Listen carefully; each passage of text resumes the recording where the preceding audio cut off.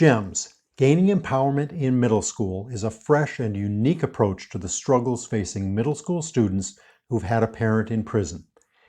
It was developed by Cherish Our Children Inc.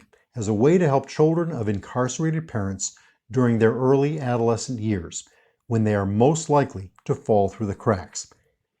Recently, we held a virtual panel discussion to talk about the risks confronting our students and the ways that GEMS helps them overcome their challenges during this crucial period. We were joined by Brandy Walker, GEMS manager, Diane Vines, program coordinator for the Neurosequential Network, and Sergeant Corey Cloud, Houston Police Department. I'm Ken Wells, president and CEO of Cherish Our Children Inc., and it was my honor to moderate the panel discussion. So Brandy came to us in early December. She is a really experienced educator in the HISD system, had been a teacher, had become a wraparound specialist, but she brought something else to the program that really has been valuable, and that is she's walked in the shoes of the children that we work with. She's a graduate of Kashmir High School. One of our schools is Key Middle, which feeds into Kashmir. And she grew up, she'll tell you, with a father who was incarcerated. So Brandy, let me just welcome you first to COCI. First, describe where we are, but also your assessment of where we are in terms of the progress of the program. Like every week is something new. It's something different. We are always faced with different situations, but where we are really and truly is I can see the light at the end of the tunnel. We have been able to have great success and gain a lot of ground at both Key Middle School and Hoffman Middle School. Um, Case in point, the Friday before we were supposed to start at Hoffman, we decided to go up to the school to kind of sign up the kids because the kids had not yet been identified who would be in the program. And we signed up literally 62 kids. They came to us saying, I want to be a part of this program. So Brandy, one of really the challenge, and all nonprofits are facing this, is how do you deliver the quality program with COVID? And you might talk a little bit about that, but really, what has COVID meant to the kids that you're working with? So they're kind of hungry for that engagement and being able to literally, physically converse and have some type of dialogue and interact with people, because we were kind of all thrusted into this virtual reality.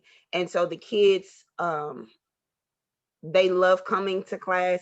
The principal at Key told me today, hey, they were looking for you Tuesday. I know y'all were testing and you couldn't come, but they were upset about that. So we're going to make sure we do everything to make sure you're here every week.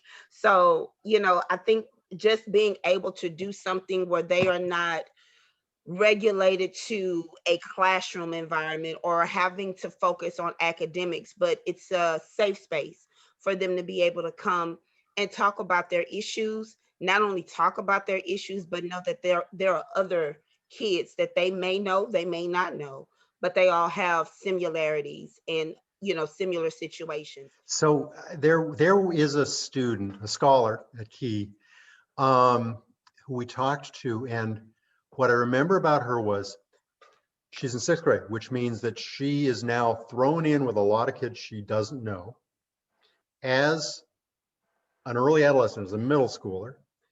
And she just transferred from MC Williams, which means halfway through the semester, and she doesn't know anyone. And everyone's got masks on, and it's such an artificial environment. I mean, what's your sense for how detached our kids are from what would be a normal educational experience for them? It's very unfamiliar to her, and even though she approached the classroom with a lot of trepidation and questions, and who are you, why am I here, I don't know you, I don't like people, she saw the genuineness behind everyone. And I think that's what sets GEMS apart from a lot of the other organizations and whatnot, because we're there So let them know that we're here for you. But when you can reach them and let them know that you care, then they become your oyster. Thank you. So Diane, let me turn to you on this. So Diane is a therapist here in town. She does both individual and family therapy, has a lot of a year's experience working with early adolescents, especially early adolescents who have suffered, I'd say, extreme trauma, complex trauma.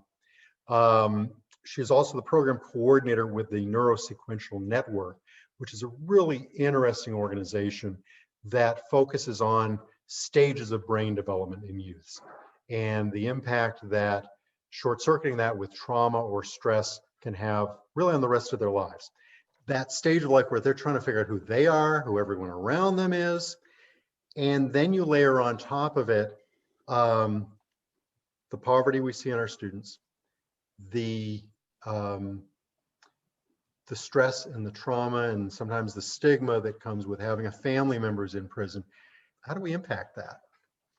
When you come from a background where maybe you've been told you've got nothing, or culture has told you because of the situation of your family, you have nothing, you're more of a leech than an asset, that shapes how you see yourself, that shapes how you present yourself, that shapes how you expect other people to treat you, and that also shapes how other people treat you.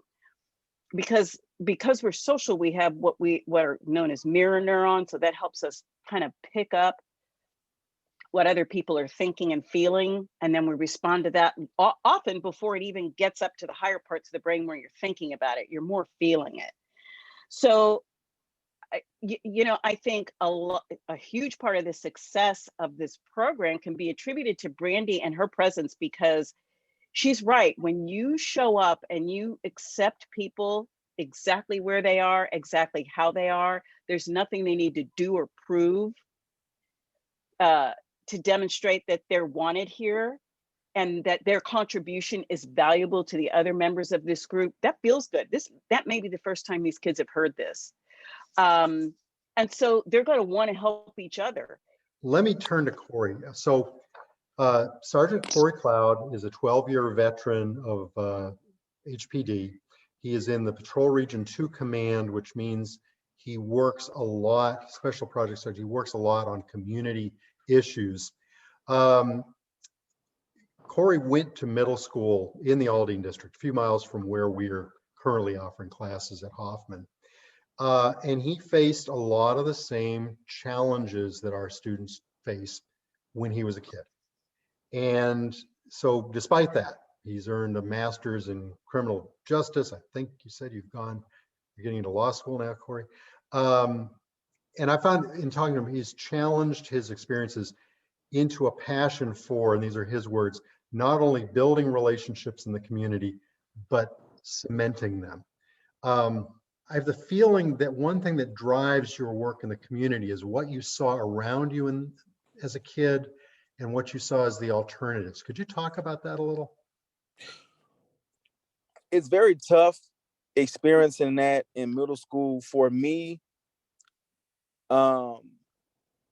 I know that someone earlier spoke about being social creatures, and that really captivated me because you are a social creature by nature. But what is challenging for some of these kids is that you go outward to be social and you're faced with so much peer pressure and so much crime and the pressure to fit in and belong to relationships that aren't the best.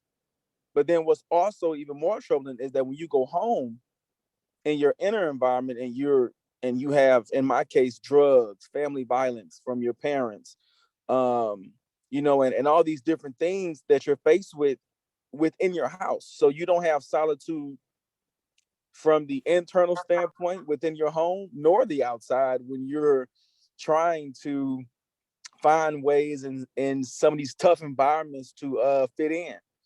And it can be very stressful. And I didn't have a program like this to turn to where I could speak with people about where I can really just sort of let loose with some of the problems. And I think a lot of times just having someone to talk to can really stop crimes. As you all know, our homicide rates are flying through the roof. We have aggravated assaults from all age ranges, from middle school, high school included. And part of that is there's no constructive environment to fit in. If we have more active mentoring and more resources, I think that those crimes get suppressed, if not stopped, the majority of them. And so to me, that's what brings value to this program. I've been faced with some of the same things. I've had to visit my mom in jail. It's nothing fun about visiting a parent behind jail. I'm speaking firsthand because I've had to visit parents in jail, and you're really confused. You don't really know what this place is. You see this long line of people, you know, and it's really a feeling of confusion, nervousness, and why are you here and when you're getting out, you know. And so I know that some of those kids are faced with that, and then they channel their frustration and their anger into violence sometimes. I'm going to throw out the questions I was going to ask right now and just say, can I go off script? And so Brandy and Corey, you share a lot of the same experiences as children, and you share experiences that our students share.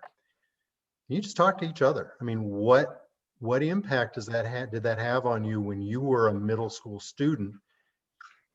So for me, it was very exhausting, but I knew the first chance I got, I was gonna get out of there. And that's when I told you that I found a Navy recruiter as soon as I hit high school, and I got on with that. And the minute I graduated, I didn't stick around for the summertime. I didn't wait around to talk to friends. I got on the first thing smoking the Great Lakes, Illinois. Gone. So for me, it was, while it was hard, you had to make do with the friends that you have. So I have friends who are previous gang members and people like that, because that's what you're surrounded with. And when you're social, you can't just not talk to anybody. You gotta talk to the people that's around you. Even though, you know, my dad was in and out of my life all of my adolescence. And then one day, 7th grade, I'm at lunch and he shows up and he says, "Hey, here's $100. Love you. I'm going to Atlanta." First off, I didn't even know you were out of jail. And then you show up at my lunchtime and say hi and goodbye. And I didn't see him for 8 years. But if I didn't have people that, not necessarily organizations, but I had people that cared enough about me to expose me to different things, to get, you know, let me know what opportunities were out there. And fortunately, you know, just right now, those same types, I don't see any organization like COCI, like gyms, that's out there and willing to invest their time, willing to say, you know what, I went through this, or this is what you can do. You don't have to be a victim of your circumstance. You don't have to do the same thing that your parents did. If I didn't have people that did that for me, my life would have been completely different. Brandy spoke on something that was extremely important, and that was having somebody around. And I believe that that is also what helped me as well. I was sort of the product of circumstances that were my mom and dad, meaning that even in my family, if you were raised by certain crackheads or certain people, it's like the family kind of already looked at you like you're a product of Melba, so you're not really going to be much, right? But I had a couple of people that were very influential, that were positive people, and that helped me when they could, and I really held on to that. So it is important that the youth have someone, no matter if it's your family member or a mentor, somebody that you can gravitate to, that can help you mentally, physically, and emotionally to be able to climb out of that type of environment. Thank you. Thank you. You know, Brandy and I talked about, you know, has there been a moment when you felt like this is it? We're accomplishing something. And let me share with y'all that we've had this opportunity drop in our laps where Miss USA, Asia Branch, is from Mississippi, and her father has been incarcerated since she was, I think, 10. still incarcerated. And she's made that kind of her mission. And we reached out to the pageant thinking, gee, maybe she could send along some sort of a words of encouragement to our students. And they called back and they said, well, what if we did a Zoom call with your students? So on Monday, we're going to do with Hoffman. We'd hoped to do it with Key as well, but then there's a scheduling conflict. Do you want to talk about what happened in class today, Brandy? So today we went to Key and we only have 30 minutes with them. But I wanted to start playing the video of Miss USA. And it was a video in particular, an interview, I mean, where she is talking about her childhood and what she experienced and, you know, how she was able to overcome it being at home. Dad had been incarcerated. Mom worked all the time. So that left her to be like the parent. When it was done, I say, so guys, what do you think about that? Like, what do you think about her? And so one of the scholars who is he's very talkative and very open, but he said, so her dad was in jail when she was a child. I was like, yeah. She said, you know, her dad was there and, you know, she had to do all the things. He said, and she made it to be Miss USA. I said, yep. And she's, I think, in the running for Miss Universe. And so he said, if she can overcome what I'm in now, if she went through that and what I'm going through now, that means I can be anything. For me, it's just like when you're teaching a child something and you're struggling for them to get it, but then they see that light and the light bulb just goes off and it's like, oh, you can hear the angels singing.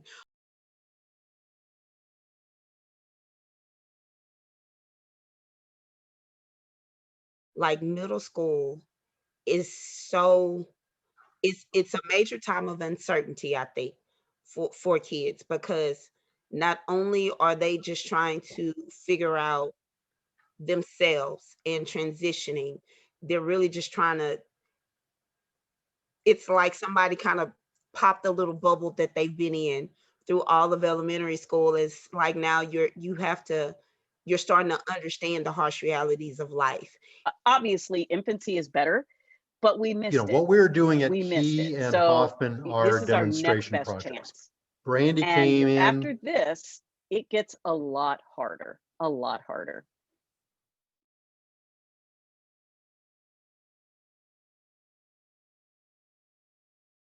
She's got to be the one that teaches the class, but then is able to watch herself teach it and figure out how we modify the lesson plans, how we train the next people, how we grow. And that's, you know, that's the quality system part that we're trying to develop so that we can expand consistently and effectively no matter where we go and quickly. Learning loss is a real thing. Children are falling further behind. But I think just as important is they are losing the thread of why they need educations and why they need to interact with other people. They've become discouraged, they're turning off.